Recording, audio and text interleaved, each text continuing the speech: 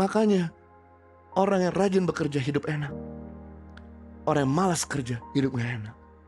Rut, jangan lihat hari ini jadi nenek moyang Daud, tapi lihat Rut rajin kerja. Sekalipun Rut ada di daerah perantauan, sekalipun Rut tidak lulus kuliah, sekalipun Rut bahkan tidak punya latar belakang tentang budaya Yahudi di Bethlehem, tapi Rut belajar, Rut kerja, Rut all out. Inilah yang membuat Rut menjadi nenek moyang dari Raja Daud. Kenapa Daud tinggal di Bethlehem? Karena Rut. Kenapa Yesus lahir di Bethlehem? Karena Rut ada di Bethlehem.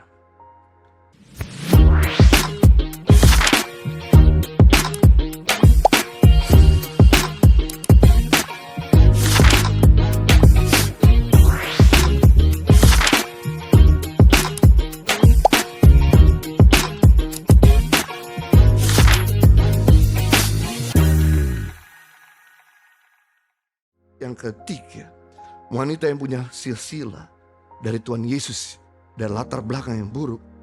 Yang ketiga adalah Rut. Siapa Rut? Wanita yang setia. Kita temukan kisah Rut dari kitab Rut 1 sampai 4, Matius 1 ayat 5. Salmo memperanakan Boas dari Rahab, Boas memperanakan Obed dari Rut. Suatu kali ketika datang masa paceklik, kelaparan hebat di kota Bethlehem, ada seorang wanita mengajak suaminya dan kedua anaknya. Nama wanita ini adalah Naomi. Dia mengajak suaminya bernama Elkana untuk meninggalkan Bethlehem, tempat kelahirannya. Padahal Tuhan tidak menyuruh dia untuk meninggalkan Bethlehem, tapi Naomi bawa suaminya bernama Elkana dan bawa dua anaknya, putranya, yaitu Mahlon dan Kilion. Bukan Marlon Bulong, tapi Mahlon dan Kilion. Mungkin Marlon ambil dari anak Naomi, dari Mahlon jadi Marlon. Mereka pergi meninggalkan Bethlehem ke Moab. Sampai di Moab, saudaraku, tidak lama kemudian Elkana meninggal, suami Naomi. Tidak lama kemudian kedua putranya, yaitu Mahlon dan Kilion, meninggal juga di Moab. Mahlon menikah dengan Rut, Kilion menikah dengan Orpa. Tinggallah Naomi bersama dengan dua mantunya, Orpa dan Rut, di Moab.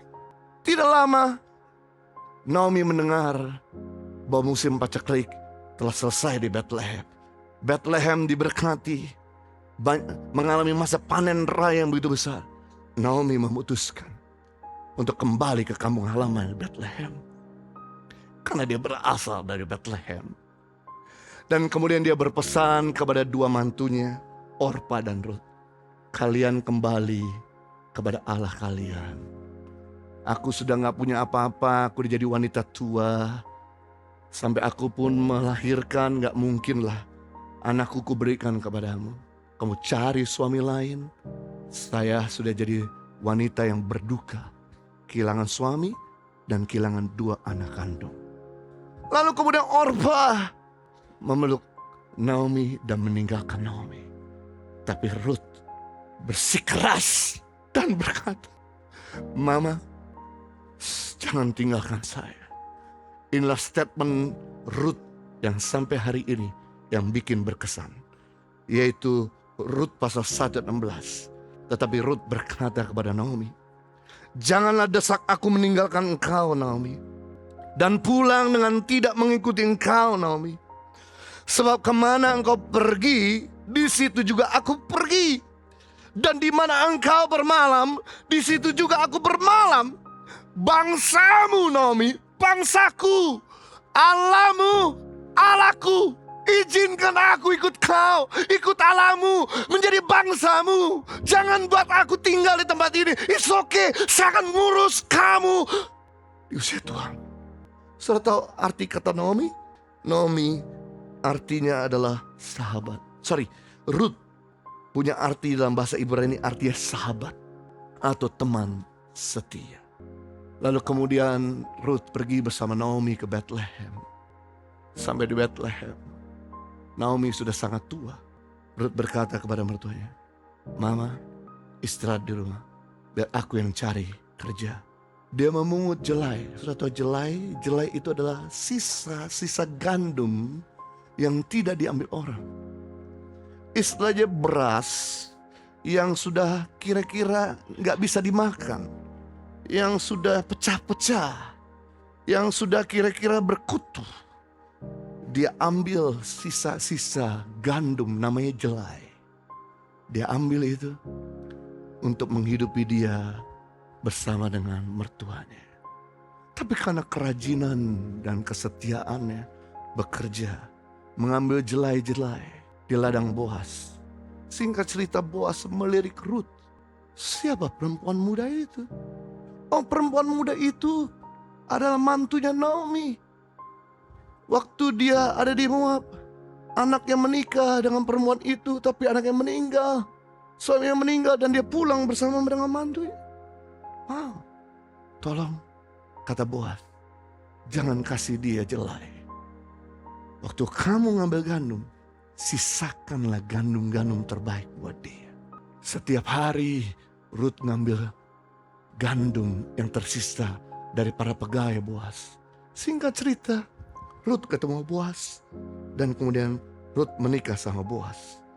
Boas dan Ruth melahirkan Obed. Obed melahirkan Isai. Isai melahirkan Raja Daud. Jadi Isai punya nenek namanya Ruth. Orang Moab dan bukan orang Yahudi. Ruth sudah mengajarkan tentang kesetiaan. Setia sama keluarga. Setia sama Tuhan. Setia sama pekerjaannya. Barang siapa setia dalam perkara kecil, dia setia dalam perkara besar.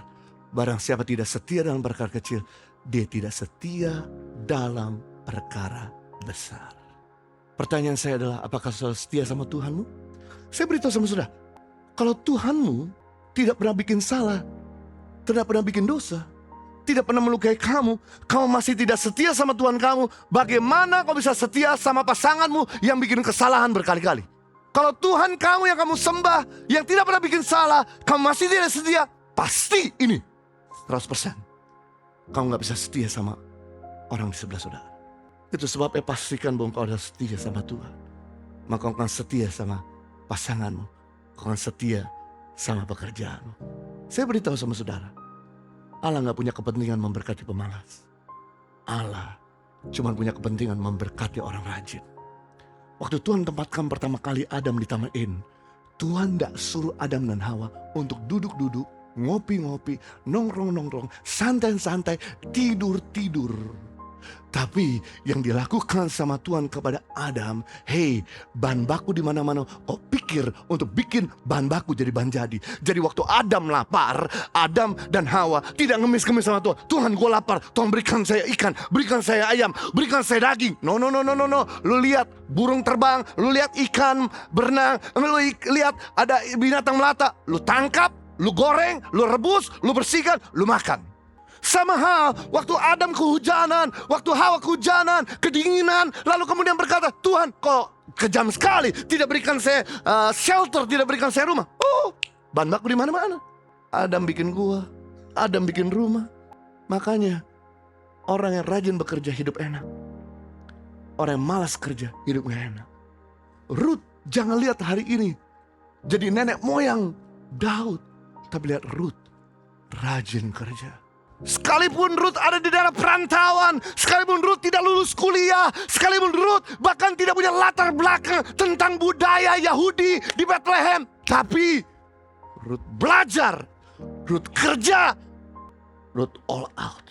Inilah yang membuat Ruth menjadi nenek moyang dari Raja Daud. Kenapa Daud tinggal di Bethlehem?